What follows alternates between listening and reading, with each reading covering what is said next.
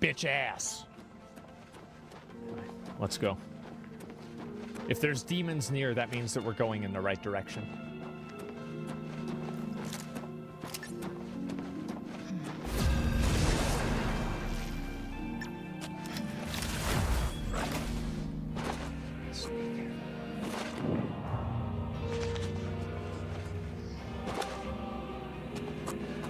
Which hero do you think you want to be today? Oh, you look like you're in charge. You have entered a holy place. What is your business here? What? These are dark Now, times, who am I and gonna people's banish from minds this are match? poisoned by rumors and superstition. Unless you can persuade me of your good intentions, I cannot speak further on this matter. I will persuade.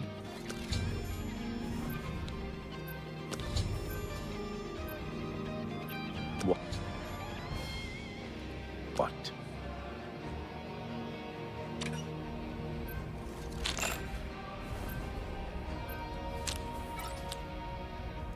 Really now? You're such a charmer.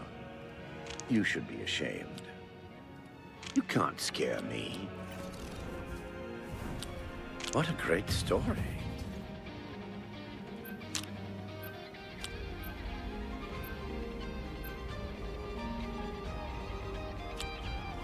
You should be ashamed.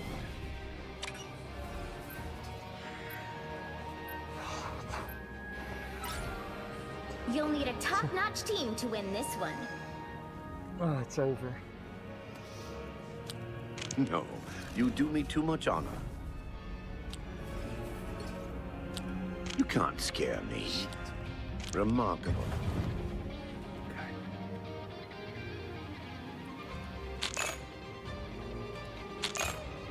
Oh, that's just the thing.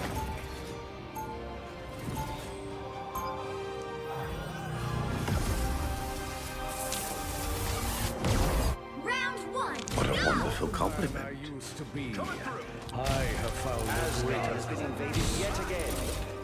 Well done. 30 seconds before you attack. Get ready. When I was a boy, you were a symbol of hope in a world where none existed. And what am I to you Is now, that so? all these years later? Hard to say, but I suppose we shall find out soon enough. I'll do my best to not let you down. The battle can't starts do in it 5, I'm with you 4, completely. 3, 2, 1. This is the Shrine of Azura. Queen, Help get that vehicle to I its wish to destination. summon Azura. if you wish to speak to the lady, this is the Shrine of Dawn of Dusk. Give her an offering of gold dust, and perhaps she will deign to speak. We serve for Logo.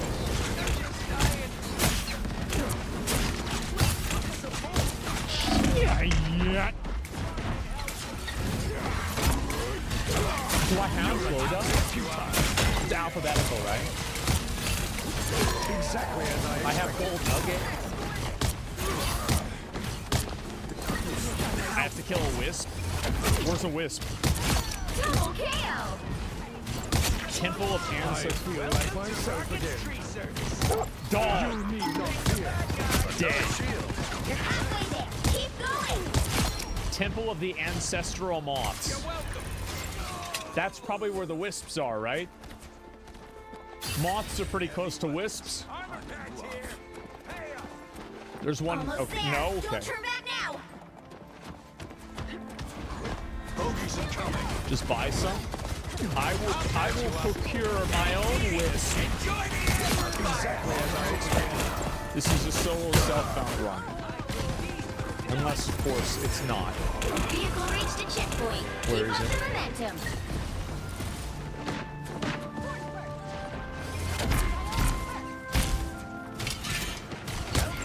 Nice shoot.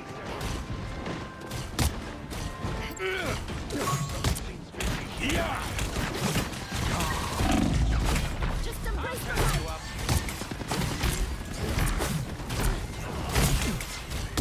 Disappear! I will activate the step. It says my intelligence has been damaged. Wait, what the fuck is that? You cannot hurt me.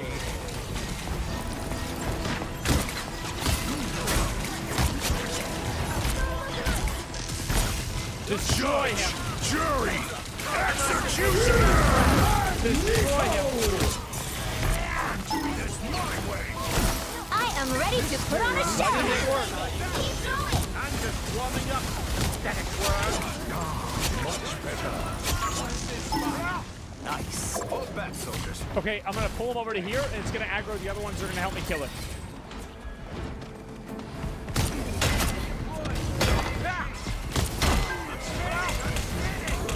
No. Don't turn back now! Big dick. Big dick. Do I wish to offer glow dust Vehicle reached at a the altar checkpoint. of his Keep up the momentum.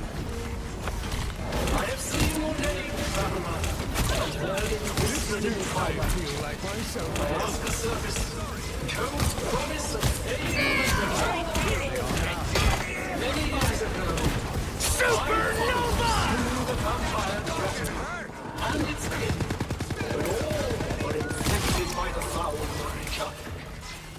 Insolent. Knowing their fate, they sealed themselves up in the vampire's lair. Their suffering weighs heavily on me. I have to get them. Travel to the gutted mine. That's it! Don't let anything stand in your way! Bring the peace of death to my followers, and return my gratitude. Two's better than one, I got. So I have 4 cents. So long, turret. We're rolling. Let it be. Hang in there, big tree. I have to take a break. It's flowering time! You shall not be harmed. Make sure you have We're just gonna go in there and do it. I am ready to put on a show!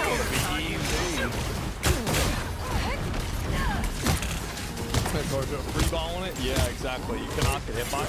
No, it's fine. Disappear! Probably go over there for a bit of boost. I feel like You're doing like a party or something. I heard about it. We're gonna get into it. That's my vampire arc. I've been a vampire my whole life. Typical strain. This much more to the animated story. Look, I know people want me to do their favorite quest line. I'm just trying to. I don't know. Like I don't know what I'm doing. Right? I'm just doing it. And like, so that's just, yeah, play it your way, bro. I play it my way. Judge, Like, jury, I'm an executioner! I think it's Pete, you're playing your way? Yeah, exactly.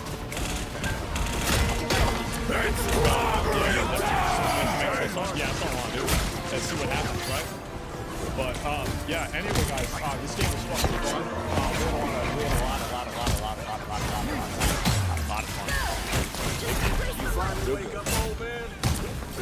Oblivion's good. I did not expect it to be this good. Not at all.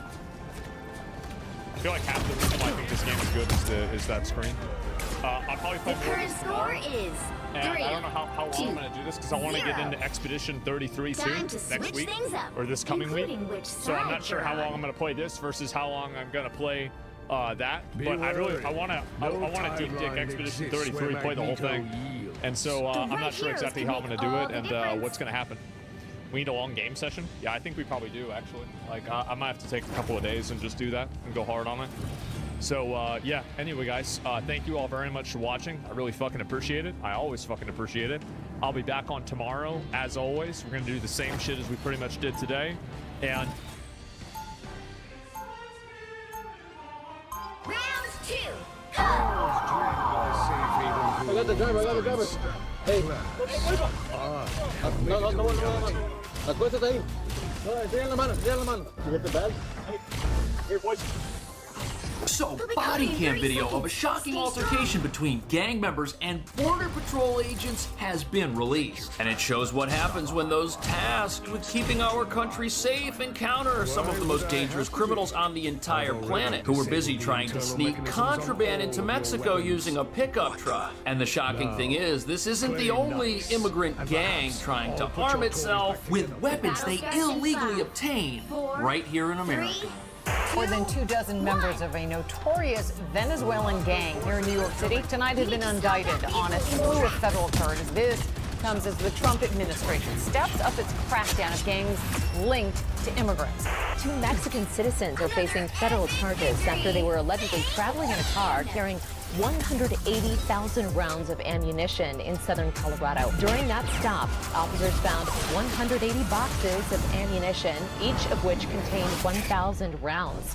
He's a hitman, a soldier for organized crime. How difficult would it be to do your job if there wasn't this free flow of arms coming from the United States? It would be hard because the U.S. is the chief supplier. That's where we get the new exclusive guns we need. 27 suspected transnational TDA gang members indicted in a historic RICO conspiracy. Their alleged crimes began 2 years ago when they arrived to New York City from Venezuela, seeking asylum, according to investigators. The American dream is not doing armed robberies. The American dream is not discharging guns. The American dream is not shooting.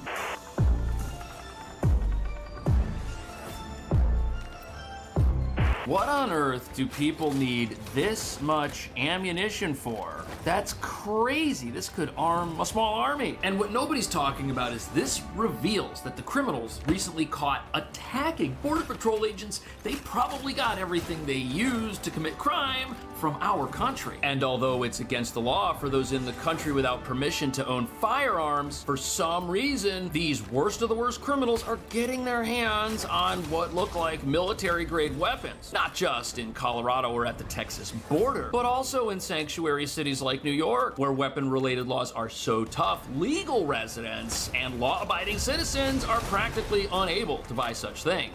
Yet criminals who don't abide by any of our laws seem to have no problem stocking up, which reveals just how tough a job Border Patrol has on the front lines of America's war on illegal immigration. A war that, if lost, could allow dangerous criminal groups to send our country into a downward spiral, which sadly could resemble the chaos taking place in various parts of Central and South America right now. And that brings us to the real reason Border Patrol agents were recently attacked and were seen fending for their lives while trying to keep our country safe. The people that are coming in here, they do not want anything to do with the American dream. Instead, they're here to take whatever they can from our country and use it to empower themselves and commit more crime, both here and in Mexico. Ammo, weapons, you name it, it's being taken out of our country and brought somewhere else, and it's also smuggled into the hands of dangerous individuals who should never be in our country, like these guys. 27 suspected transnational TDA gang members indicted in a historic RICO conspiracy. Their alleged crimes began 2 years ago when they arrived to New York City from Venezuela, seeking asylum, according to investigators. Whether it's gangs at the border or criminal gangs in New York, it's important to understand that all of these organizations, they are connected, and they're out there stealing and selling weapons to each other and cooperating as part of a growing criminal underworld. And as you're about to see, even though many of these people entered our country under the cover of darkness through a previously wide open border, which is still not 100% secure, allowing illegal immigration like this is not making the world a better place. February 12, 2025. Border Patrol agents assigned to the U.S. Border Patrol Fort Brown Station Flex Team in Brownsville, Texas, were conducting ground surveillance to deter smuggling activities at a location approximately 17.5 miles east of the Veterans Bridge port of entry and 0.04 miles north of the Rio Grande River. At approximately 6:40 p.m. Central Standard Time, Fort Brown BPAs located a group of individuals occupying a GMC Denali pickup truck near a boat ramp event off Highway 4 in Brownsville, Texas. BPAs reported that they believed the subjects were attempting to smuggle firearms into Mexico using a boat. So here we have the shocking footage of Border Patrol agents encountering criminals who were trying to smuggle weapons from America into Mexico. And everybody here was in the country illegally. And what's shocking about this operation is these suspects, they were heavily armed, just like Border Patrol. But not only were these criminals strapped and ready for action in case Border Patrol showed up to stop their operation, when law enforcement was alerted to their operations by SpaceX, which apparently is nearby the location this took place, our officers had to quickly act because when they approached these crooks, as you're about to see, they did more than just evade arrest. So here we have body cam from one of the officers. Two officers were Spider-Man on me, Spider-Man on me, Spider-Man on me, can you shoot me, can you shoot me, Spider-Man on me. Body cameras work is they have a 2-minute buffer that is constantly recording before something happens and before an officer activates the camera. And what you're seeing now is them hiding in the bushes after locating these smugglers, and now the officers decide to move in, and what do? They make a run for the truck from multiple angles. They pull out their flashlights, and look at what happens right here. You've got a guy who runs out of the truck, and that guy is armed with a weapon. Now this officer, he's by the driver of the truck, and he's got to stop the driver of that truck from trying to do anything reckless. This guy's hands are both outside of the vehicle. That's good. The officer can see them, but as you just saw, one of these guys exited the vehicle carrying something, and he ran around back away from the agent that approached the driver. And that move by the guy who escaped puts everybody in danger, as you're about to see. But already this appears to be a wild situation because Border Patrol's got these guys located, they're watching them, they've got them surrounded, yes, but these crooks were all the way out in the middle of nowhere. And they've probably done this hundreds of times before. These guys are professionals. And even though one guy exited the truck and tried to run away, there are still people inside that vehicle, and they're not exactly friendly. Hey, I got the driver, I got the driver. Spider-Man on me.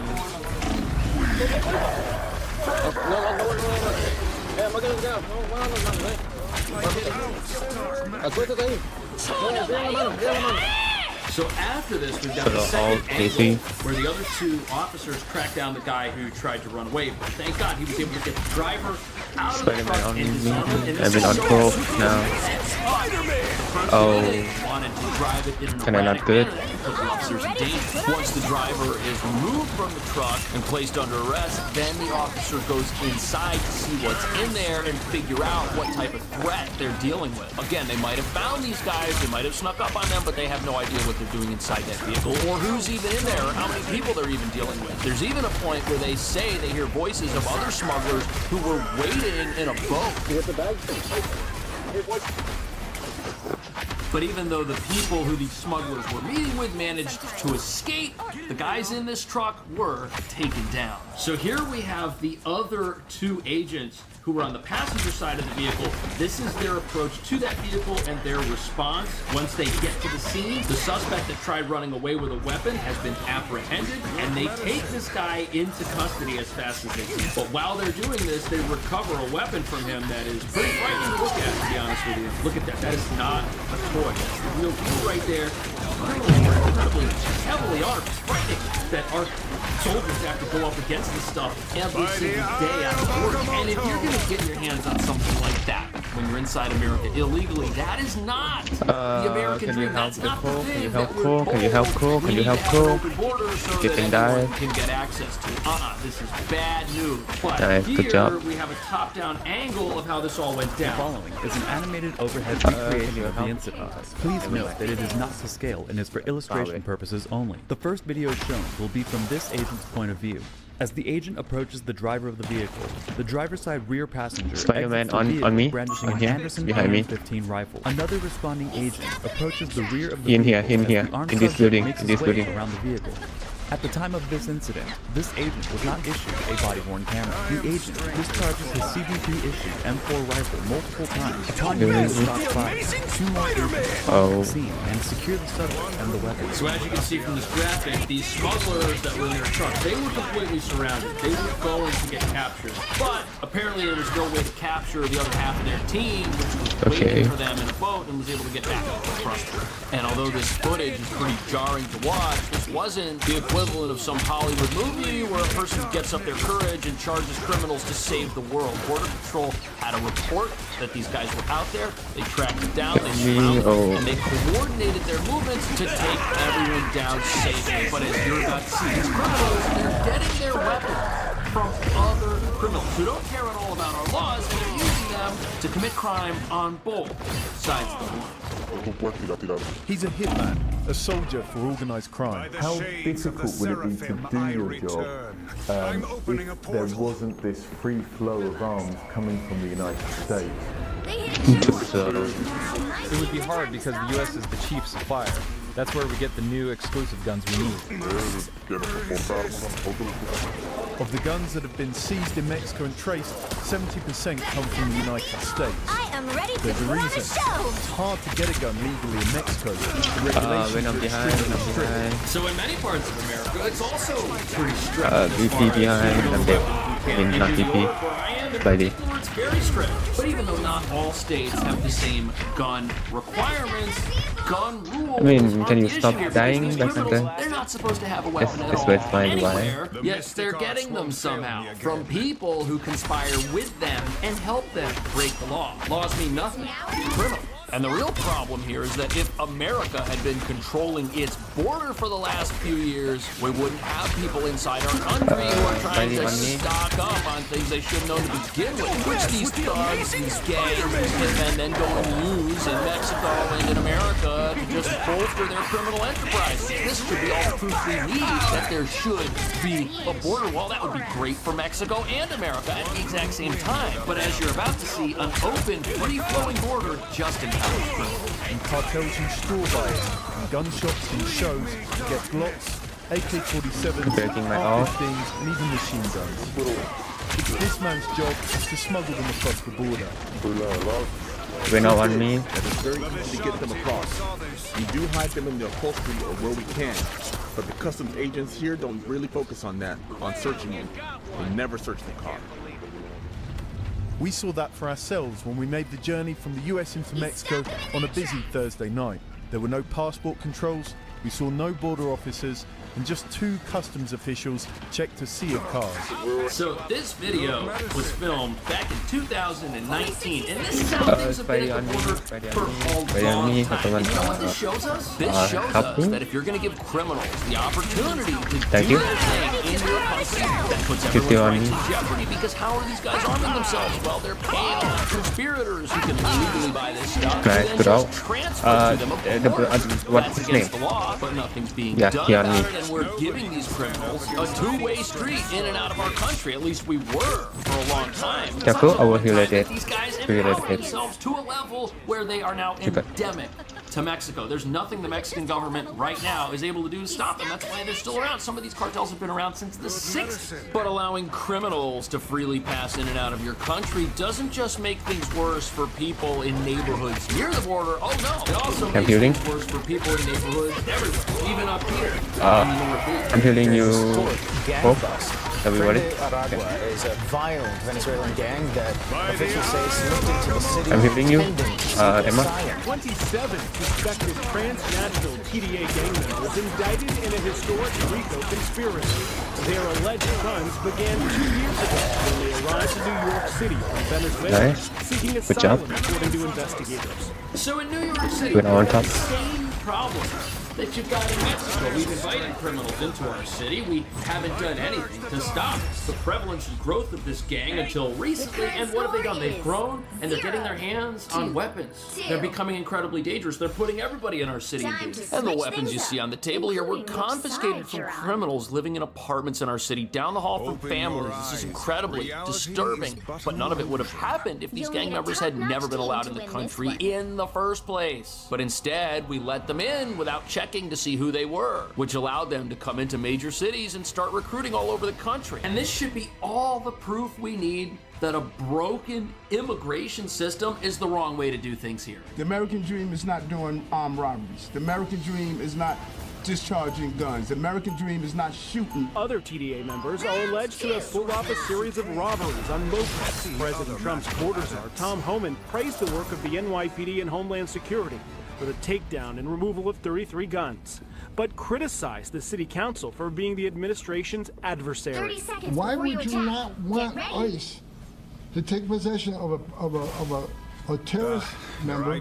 So the reason progressives in cities like New York that are sanctuary cities have such a problem with this is because every time gang members get taken down, it proves that having an open border is a bad idea. And the scary thing is that we're learning that this open border puts the rights of law-abiding Americans in jeopardy. The right to bear arms is guaranteed to all Americans, yet that right might have to go away if we allow anybody to come into our country and obtain weapons when they shouldn't, which puts everybody in danger, revealing that we don't have rights if we don't have borders and we can't control our own country. This is very frightening. And the fact of the matter is that if we had 0 criminals in our country, the opportunity to collaborate with them would not exist. What do you think about that? Thank you so much for watching. I will see you in the next video. He back off the hill, he back To off say the that the hill. game industry right now is in a bad place would be an understatement. Everything that could have gone wrong for the industry in the long run has kind of happened to the dismay of the publishers who run everything, and a lot of studios right now are suffering. There's layoffs across the industry from both development studios and gaming journalist websites too, and from Grand Theft Auto 6 being delayed causing concerns and Steam blocking the industry from its own predatory behavior, it's clear that this industry is willing to do anything that it can to save itself, and it might just need a reset instead. But even if then these companies believe the way forward should be more predatorial, and that means they're willing to sacrifice the goodwill of the players to save themselves in the process. Look, Steam is doing great. It kind of always will be, because it's not really a platform that needs to spend absurd amounts of money to keep itself going.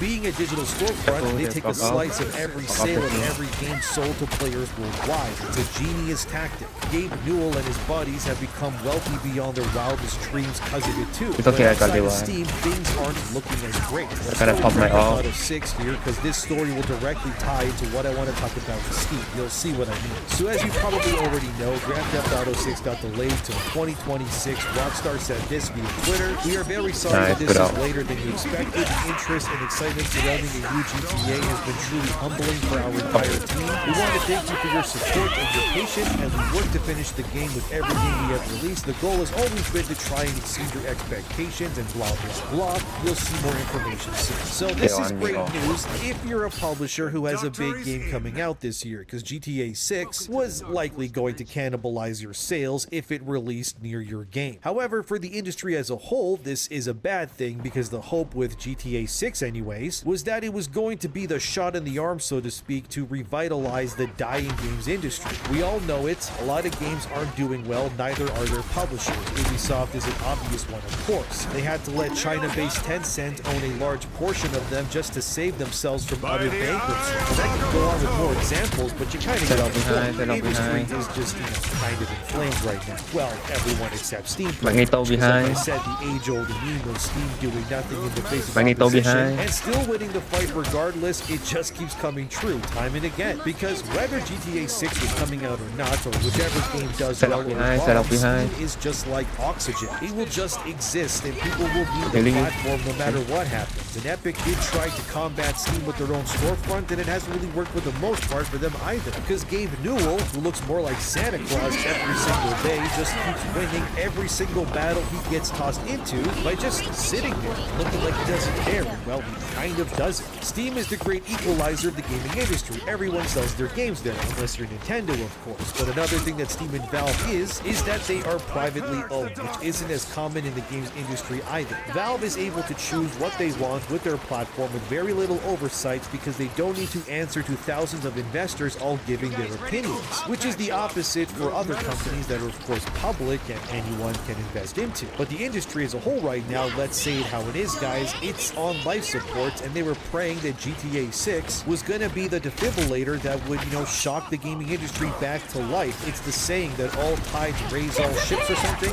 Yeah, like that. But since GTA 6 is now not going to save the industry for the foreseeable future anymore, more. This has brought up another issue that has been quietly getting worse across the board, and Steam is one of the only places that is completely against this new meta that the industry is still trying to push. So we all know what advertisements are. They play everywhere, and you see them on billboards or even bus stops. Well, the gaming industry kind of wants to bring advertisements into video games themselves, not as some digital bus stop of your favorite game might be. No, they want to actually put paid commercials in your paid video games and then force you to watch them, and Steam is, well, let's get into it. This problem has been going on for a long time, and companies have been attempting to push this content into video games for quite a while now. Here's an article from 2022 even titled, Microsoft's patent discusses personalized advertisement in games. The patent Microsoft has been trying to push for a while now is to place in-game ads in your favorite video games based on your interest as a player. Here's a photo on screen of this patent concept as it would work within a computer. The concept of such a thing existing makes me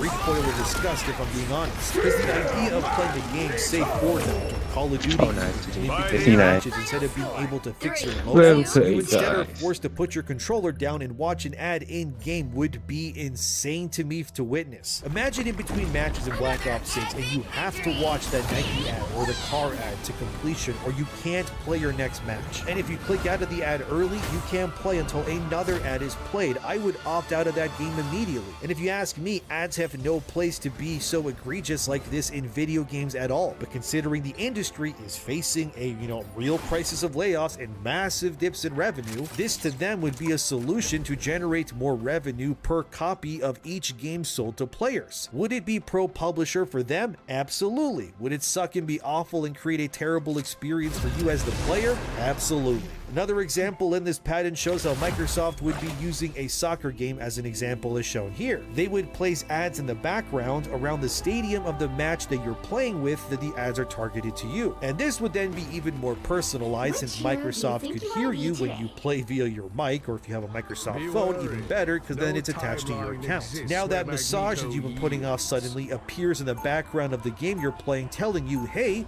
you should get a massage soon. I personally hate all of this and really think the only thing stopping companies from doing this sort of thing are pretty much other companies just not being as terrible in response. And then there's Steam, of course. Whether you like them or not, they are one such company that greatly opposes this sort of future. If you actually go look at their guidelines for advertisements, it's very pro-consumer. Well, mostly. Very plainly stated here, as you can see. Steam does not contain any paid advertising, nor are advertising models supported in games distributed on Steam. There are varying interpretations for what constitutes advertising in a game, so the examples below are meant to help guide developers as to what is and is not supported on Steam. One of these examples as being okay is product placement, as Steam states here.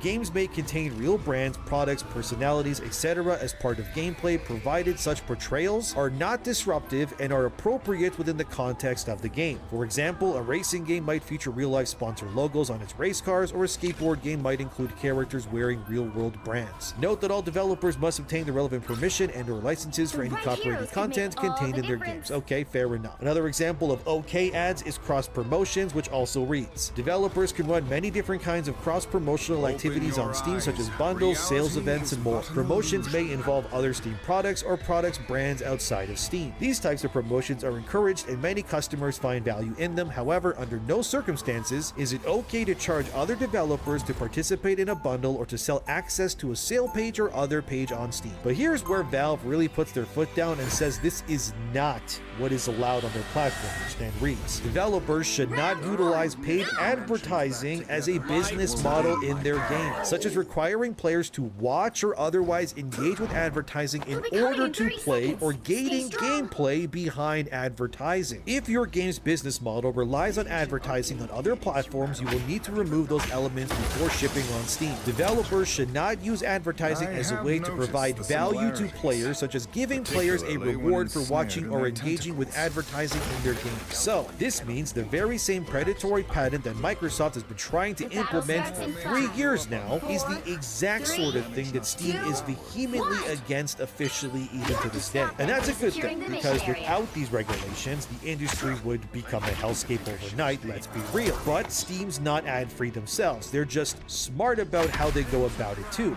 Their ads are disguised as game trailers or community hubs or those new release carousels that make you impulse buy a $60 game featuring a woman with boobs the size of melon.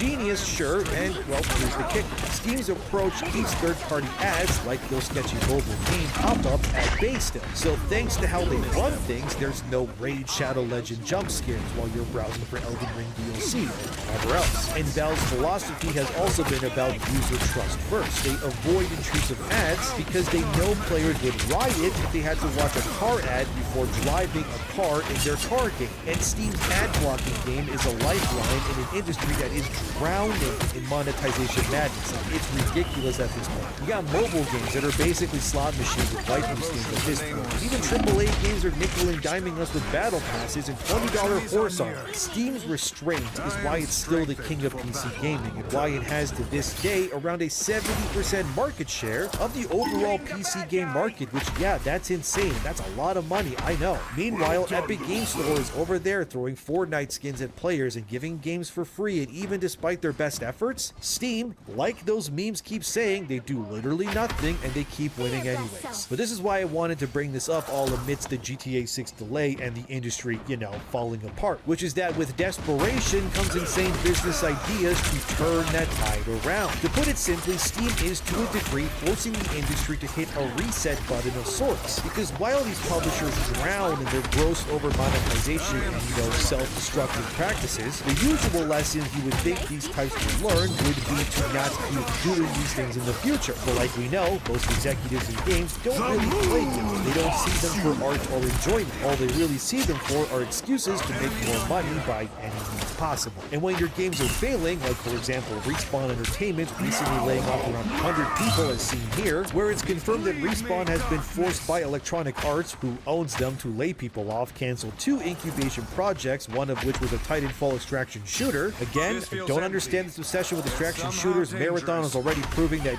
game concept is not really resonating with players at all, but anyways, I'll spare you the usual corporate quotes where they say stuff like, oh, this was such a hard decision for us, and then you wonder why they had to do this, when they've also grossly over-monetized their games like Apex Legends to the point of literal parody. And it's not even something new, as seen here from GameRank. Apex had an action game that was behind some ridiculous Iron Crown limited time event, where players had to pay something like $7 American a loot box to obtain this axe. And someone calculated you'd have to spend about $170 to ensure that you would get that axe. How egregious is that? Almost $200 American for digital axe. Of course, no people will bring up Steam having their own form of gotcha, if you will, with, you know, CSGO. So despite Valve being adamant in protecting players from ads in games, they too have been met with scorn for absolutely also nickel and diming players for their own digital items as well. Counter-Strike, as seen in this article from literally just last month, reports that Valve made over $100 million in cosmetics from CSGO alone. The article details that in March 2025, about 32 million loot boxes were opened by players in CSGO,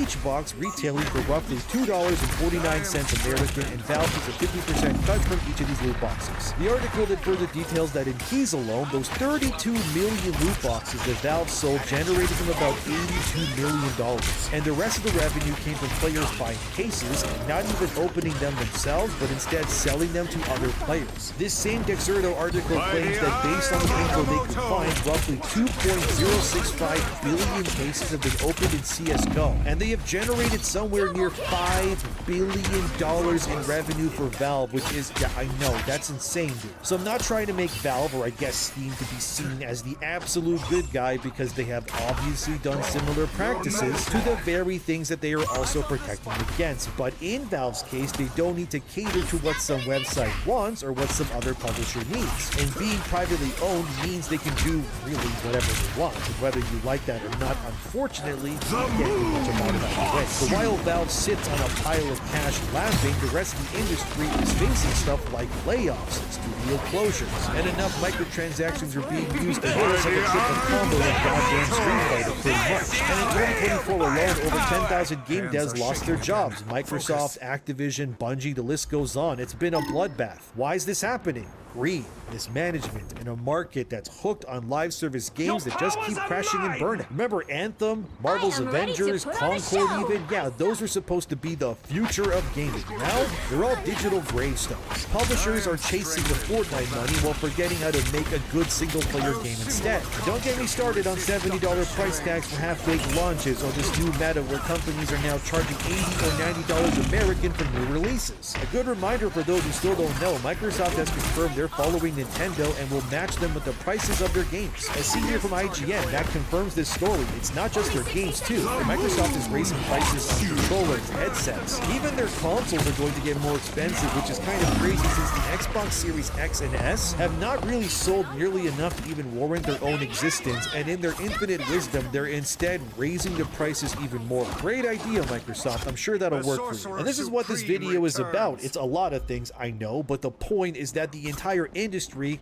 let's be real, kinda needs a massive reset. And all of the nonsense is going on from the whole CSGO boxes, putting people probably into literal debt, and companies pushing advertisements in hopes of over-monetizing their bread and butter experiences to make as much money off each player as humanly possible. And at the same time, studios either are closing or laying off people in droves because the executives at the top, they don't really care about the entire industry that is cratering pretty much around them. They don't care how many bodies need to be thrown at these issues as long as the problems cease and get fixed. And realistically speaking, the industry is being put to a standard that, let's be honest, it can't reasonably reach anymore. Games are going to be too expensive now. Why the hell would I want to pay $120 Canadian for the next first-party Microsoft title? No thanks, I'm good. Those price increases are not going to fix the industry, but if I had to guess, it will instead have the opposite effect. And it will just make people not buy games new at an even smaller rate than they already were doing. After all, look at this article from April 2024, which detailed how over 60% of players weren't playing new titles in 2023. Most players are just playing Fortnite, CSGO, Call of Duty, and very rarely are some games becoming breakout hits that shouldn't be but are anyways, like Clair Obscur Expedition 33, which has sold over 1 million copies and costed about $65 at launch Canadian. And in 2023 alone, about 66 games were responsible for roughly 80% of all playtime across the entire gaming landscape pretty much. That's crazy. And that trend hasn't really changed much in 2025 because, like I've shown you in this video, everything is just getting more expensive, and the industry's executives who make the decisions are just not listening to what people want. By increasing the pricing of games, trying to force advertisements into what already exists, it's not really going to change anything. It will only make what's broken worse and cause the usual havens that don't need to do much to keep winning, like Steam, who just keeps getting bigger and bigger. And like I said, Steam is not without fault either in any of this, but if Gabe Newell wasn't there to protect it, you would be watching entire movie trailers, dude, before your next match of CSGO or Fortnite or whatever else before you could play again. And I wouldn't be surprised if one day free-to-play games include a token system similar to an arcade. Pop in $1 to play a round or two, then pop in another $1 to keep playing. Sounds ridiculous, sure, but based on what's being presented here, is that really out of the realm of possibility? I know Steam's not perfect, but it's a beacon of hope here regardless. Their refund policy, for example, which allows you to get your money back as long as it's, under the 2 hours of playtime, which is no questions asked, is a middle finger to publishers who, ship broken games constantly. And then there's their indie support, why games like Hollow Knight and Hades even exist, and without Steam, we would be stuck with EA's Origin or Ubisoft's Kinect, and I'd rather eat a keyboard than use either of those willingly. But the fact the industry was banking on one game to save it all is kind of insane. The game that would raise the tides of the industry and bring players back to accept this new forced expensive meta on consoles and PCs to then make their wallets cry in unison. That game, yeah. Grand Theft Auto 6, obviously. Oh, GTA 6, yeah, beautiful, elusive unicorn. This delay isn't just a bummer for fans, it's a seismic shock to the industry, because GTA 6 was supposed to be the 2025 savior, the game to rejuvenate the market, according to what analysts like Matt Piscatella from Circana has said too. So why is GTA 6 such a big deal? Because GTA 5, if you don't know, that sold 210 million copies and made about $8.6 billion. That's right. It's the diamond jewel of video games in their crown pretty much. And analysts are predicting that GTA 6 would sell like 40 million copies in 1 year alone, raking in about $3.2 billion. That's enough to buy a small country, or at least a few NFTs before they can. But the real reason was that GTA 6 was meant to swoop in and revitalize this dying industry. But now, the industry's got a big black hole now in its 2025 schedule. Other studios were, evading GTA 6's release like it was a dodgeball game. They were delaying their own titles just to avoid getting steamrolled, and I mean, who can blame them? So while Steam's out here keeping our storefronts ad-free and the industry is tripping over itself because Rockstar's perfectionism just removed their golden goose into the 2026 calendar year instead, and PC gamers, they might not even see GTA 6 now until like, what, 2027 maybe? Because Rockstar loves consoles first, I hate to say it, but they do, and they have always released on them before PC. Some people on Twitter think the delay is to do PC and console same day, which I don't know, based on the track record, I don't think it'll be the case. However, if Rockstar was able to hit PC and consoles day one, yeah, we would be seeing the biggest launch in the history of gaming. And the industry needed that launch now rather than later when times are as dire as they've ever been. So while Steam would fit into this mess as the lifeboat in a sinking industry, these other AAA publishers are now busy imploding, while Steam's empowering indies and, giving players options. Games like Balatro or Bannerlords and Halberd, those were Steam exclusives when they first released, not anymore, but you get the idea, are proof that you don't need a $200 million budget to make a banger that makes money. Steam's community reviews and forums and sales, they keep the power in the hands of smaller developers, more so than some suits in a boardroom instead. But the industry's not doomed, yet anyway. GTA 6's delay opens a window for smaller games to shine going forward, which is a good thing. Ghost of Yotei on PS5 might do well, and then you got stuff like Marathon and Borderlands 4 stepping up to fill that void. Although I guess we'll see about Marathon, but regardless, Steam's the platform that will just continue to grow because they kind of don't have to adhere to what the rest of the industry is doing or facing. Plus, you also have the Nintendo Switch 2, which is going to drop soon, and this pretty much confirms that 2025, it will be the year of Nintendo pretty much now, so maybe Nintendo will be what raises the tide, so to speak, instead. But let's face it, Nintendo is not Steam, and they do not budge when it comes to prices, and they are responsible for this new meta mess that we're in too. So if you ask me, the industry is in dire need of an industry reset. Maybe they can push it in time, and Steam is clearly the winner here no matter what really happens. But from Grand Theft Auto 6 being delayed and companies imploding like a million exploding suns, and Nintendo and now Microsoft too adopting this moronic, more expensive future, where does this leave the industry for you? Does it look bright to you, or is it darker than the void itself? Let me know in the comments. Thank you for watching, subscribe, and I'll see you in the next one.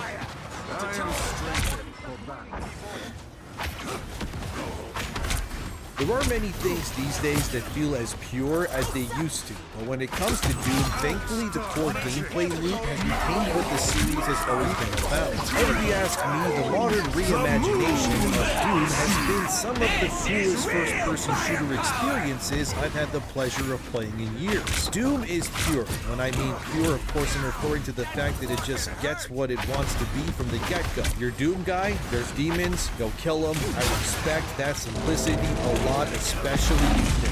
What I also love about Doom is that the games aren't really injected with the political stupidity that we've come accustomed to from other westernized studios and their games. Whereas Dragon Age would go full trans and Sony would try to shove Concord down our throats, id Software thankfully just kept Doom pretty much free of a lot of that sort of nonsense and instead focused on just delivering a cool game. But while being a cool game with no political agenda is a surefire way to score well with fans and having them open their wallets so that they can resize the holes of demons with chainsaws and shotguns for the usual activist types, well, it isn't. According to this one article, now infamous, Doom the Dark Ages, which is basically Doom on medieval steroids, is too masculine, and that's a problem. And the reboot series is apparently all about capitalism. Yeah, let's just get into it. So Rolling Stone magazine, yeah, that Rolling Stone, dropped a preview titled, Doom the Dark Ages feels like an Xbox 360 shooter in a bad way. Generic in visuals and tone, Bethesda's medieval prequel slows down the action and confusingly strips the game of everything that makes modern Doom great. Doom is is now bad according to Rolling Stone, and it's not Doom enough. Oh boy. Early on in this article, Rolling Stone drops this bomb, which reads, "The Doomslayer, a previously generic Jughead Space Marine type colloquially dubbed Doom Guy in the old game,